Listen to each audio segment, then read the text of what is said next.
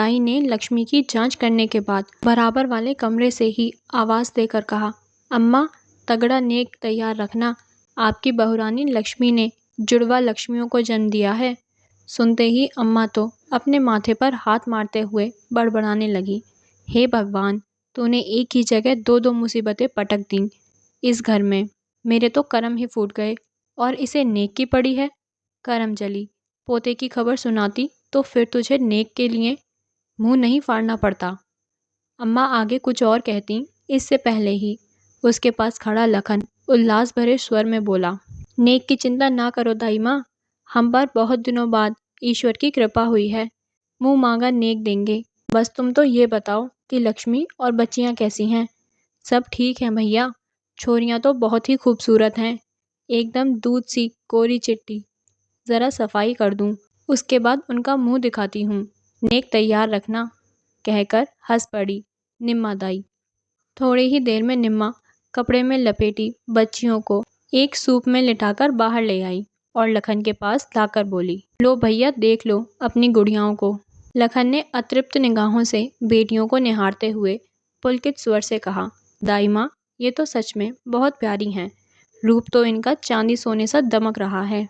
कुंडली में जो नाम निकले सो ठीक, लेकिन मैं तो इन्हें सोना रूपा कहकर ही बुलाऊंगा।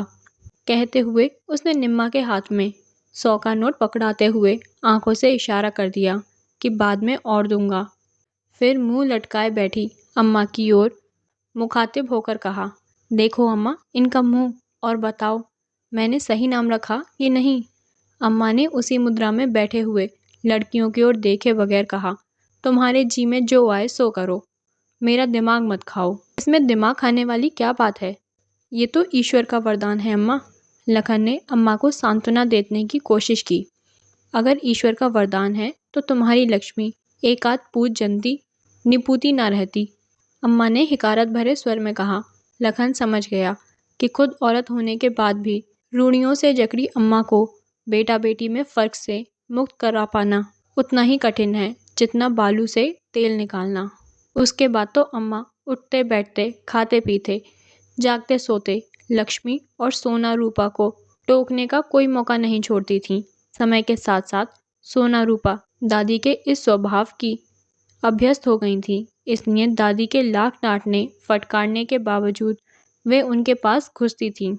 रूपा उनके पैर दबाए तो सोना सिर से तेल डालने लगती थी। समय गुजरने के साथ दादी मन ही मन उनको चाहने तो लगी थी, लेकिन अंतस में समाई पोते की ललक पोतियों के सामने अकड़ बनाकर खड़ी हो जाती थी।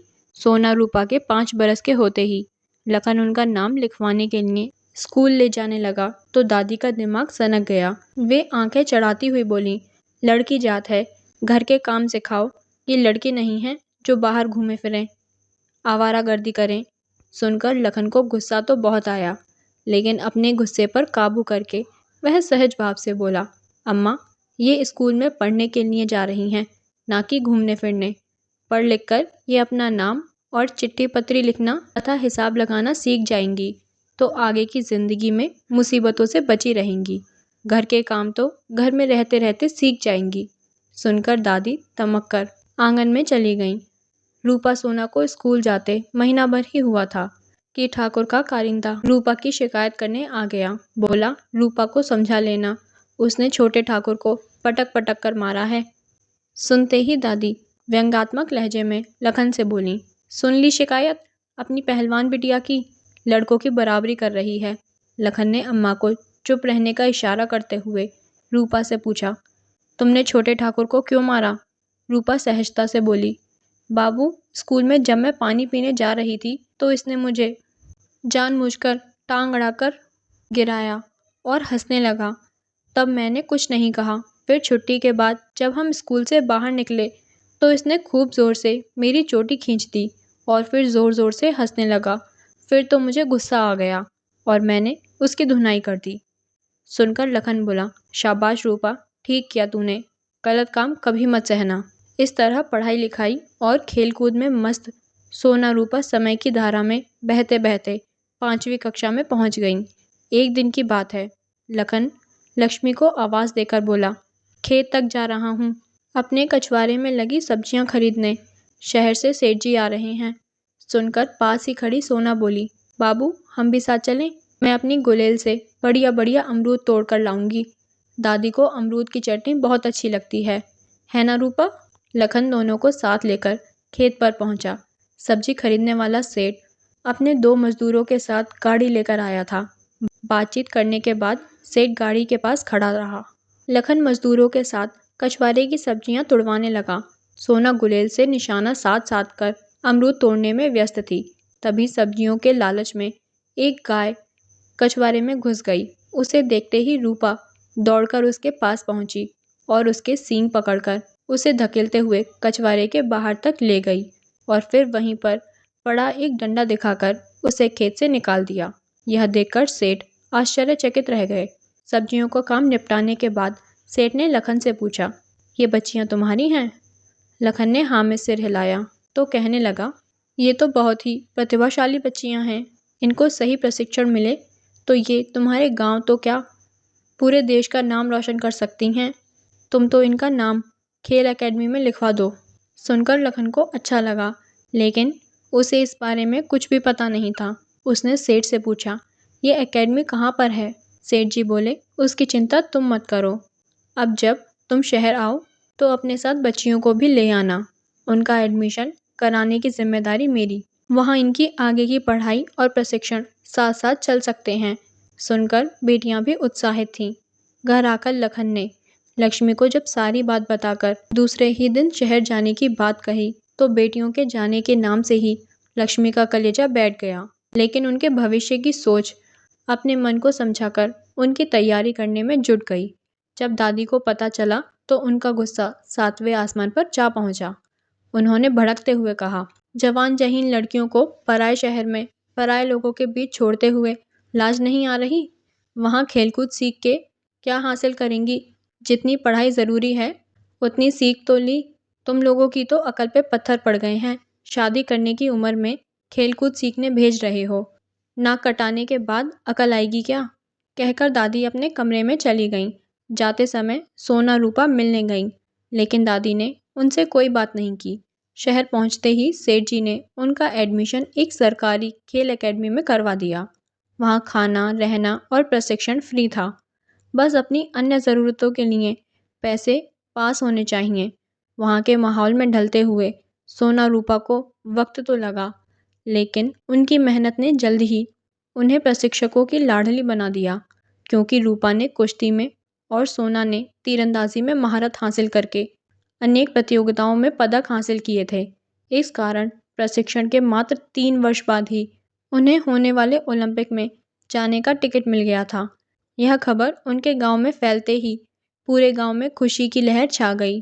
ठाकुर साहब ने एक बहुत बड़ी टीवी स्क्रीन चौपाल पर लगवा दी थी।